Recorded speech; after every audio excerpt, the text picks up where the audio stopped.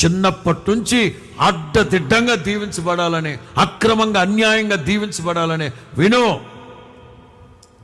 దీవెనకరమైన ఆశీర్వాదం నీకు కలగాలి.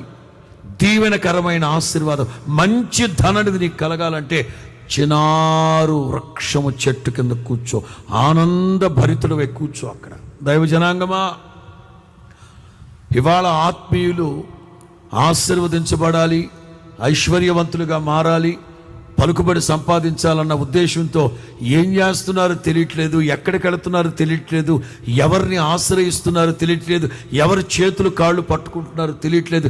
యాకోబు 14 సంవత్సరాలుగా ఏళ్ల చేతులు పట్టుకున్నారు.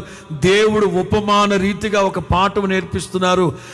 నీవు చినారు వృక్షపు నీడ మంచిది, దేవుని సన్నిధి అనేది మంచిది. కూర్చో, అక్కడ కూర్చో. దేవుని సన్నిధిలో గడపట్లేదబ్బా, దేవుని సన్నిధిలో గడపట్లేదు. అప్పటికే యాకోబు ఎంతో ప్రయాసపడ్డాడు,